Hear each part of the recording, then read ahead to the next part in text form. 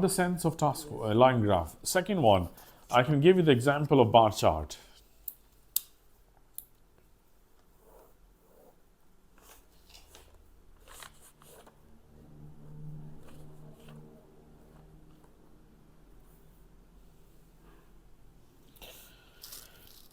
This is an example of your bar chart. So please try to look at these examples very carefully in order to understand what is being discussed actually in the paragraph. So this is called a bar chart. So bar chart actually has been designed that, for example, that this is actually a Multan, and this is a Faisalabad, this is like Rawalpindi, or like a Karachi, or like a Kasur.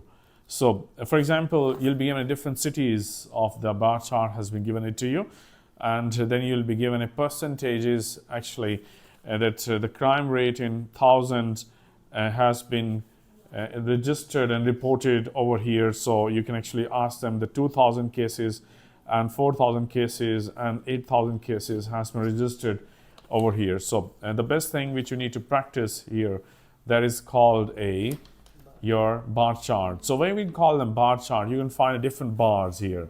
So this is actually any peculiarity that we can call them a bar chart. And the purpose of the bar chart is just to describe the figures individually.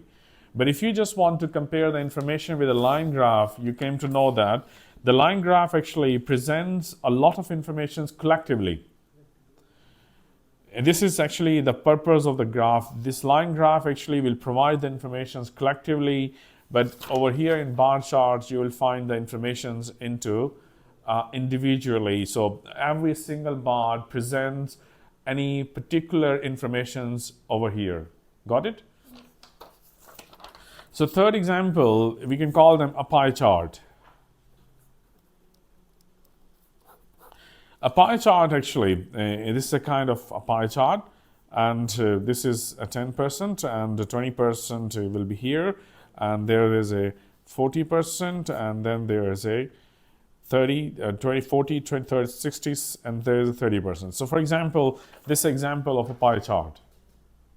So for example, this pie chart explains you how much students would like to spend his budget on different activities of his life. For example, the 10% he will like to spend on his recreational activity, 20% he will spend on his foods and eating habits, and 40% he will like to spend his academics, and 30% he will spend on his transportation facilities. So the purpose of the pie chart will explain to you that it gives the information of 100 percentile, and your job is just to describe the whole information into a percentage by giving their different purposes. Got it? Yes, sir. And next one is called a diagram.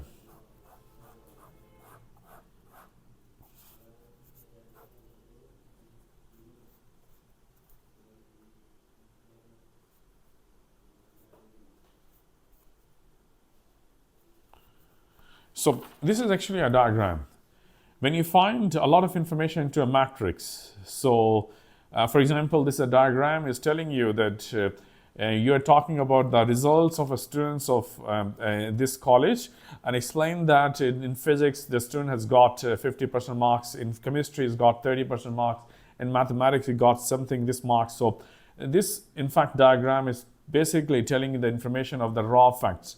So when you will be given a raw facts through matrix, so we can call them a diagram. So being a student, you must have a very viable, very crystal idea that how can you discriminate between pie chart, how can you describe your bar chart and your diagram and line graph. And the next one, we can call them a pictorial pictures, pictorial questions.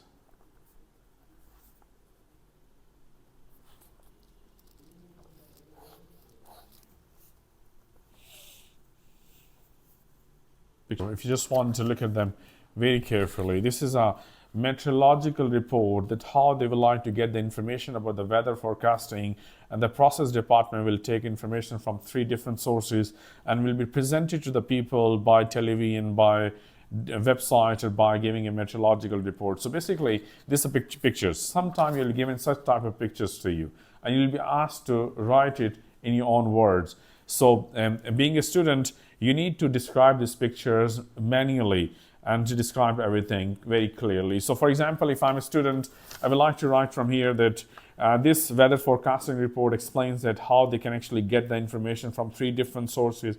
For instance, the radar actually is one of the best technology they can actually take, and the information has been transmitted to the process department. And there is a synoptic chart. This is another way to get the informations and will be delivered to the process department. And telephonically, they can find individual information about the weather forecasting.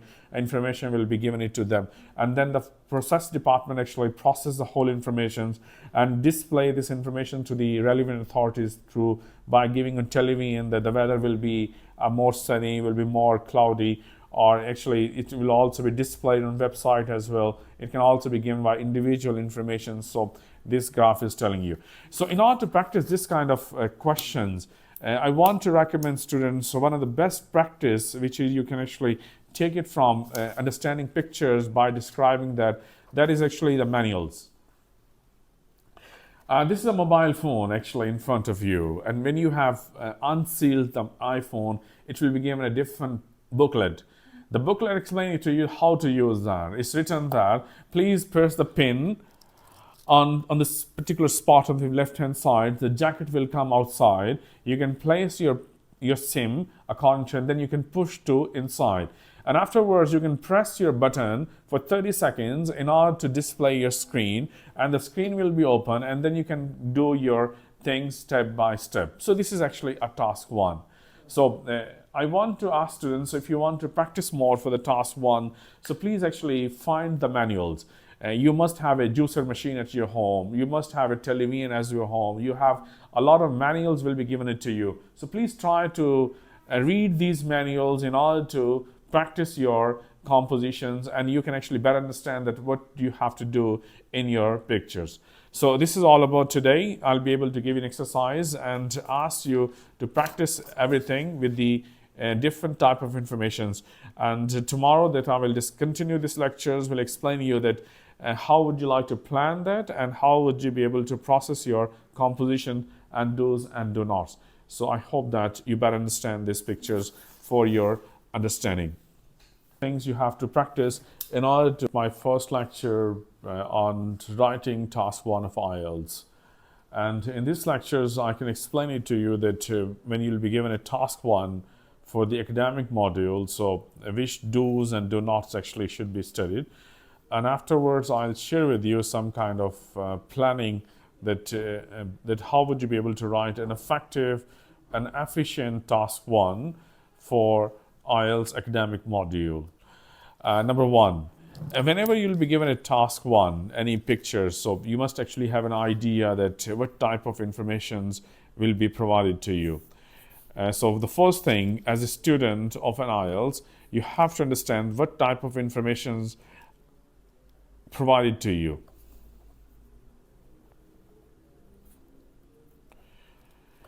For example, that in task 1, examiner will provide you 5 different type of informations. Number 1, we can call them a line graph. Number 2, we will find a bar chart. Number 3, you will find a pie chart. Number 4, you will find a diagram. And the 5th one, he can actually give you a pictorial questions.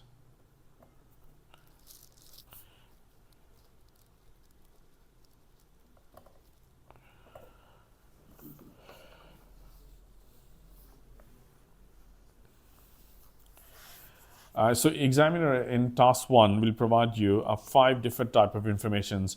Sometime he has a choice that he can actually give you the line graph, or he can give you probably diagram, or sometime he can either give you a pictorial question as well. So this is a completely examiner jurisdictions. He has a prerogative to decide that which type of question will be given to you for examinations. So you have no few important things. The task one, that you will be provided 20 minutes of exercise, and you need to write at least 150 words for the task one. And according to my examinations suggestion that you must need to attempt your task one before task two in paper-based examinations, but in computer-based, you don't have a choice. You need to attempt task one, and then you will be allowed to move task two after completing or submitting your task one. So first understand the informations, that what type of information provided to you, what type of question will be given to you. So understanding the question is very important to you. First, I'll give you the example of a line graph. For example, this is a graph. This is actually is telling about the crime rate in Pakistan from 2000 to 2020. Okay, this is a graph. So you just actually look at the graph. I want to call it a line graph. The peculiarity of the line graph is here. There's only one line. This is actually, we can call them a line graph. So as a student, you must actually have a very clear discriminations. How can you discriminate between bar chart and line graph? So we can call them a line graph. So next one, that you need to understand that the line graph actually has a relationship with x-axis and y-axis. In x-axis, you'll be given a percentage of the crime rate in percentages, and you'll be given a years, in fact, in a horizontally or vertically over here. So you can actually understand the idea that the line graph actually is talking about the one line is talking about the crime rate in Pakistan from 2000 to 2020. And so I want to share very important suggestions and instructions to all of you, that whenever you are writing a task one, your information should be very much compatible to the graph. If you write a different information and the graph is telling about something other information, your grammar is good, your sentences are good, your vocabulary is good, even you have described the facts is good, but you are actually giving a wrong information, so you'll be crossed whole thing, and sometime it will become the cause of getting a lose marks in task one.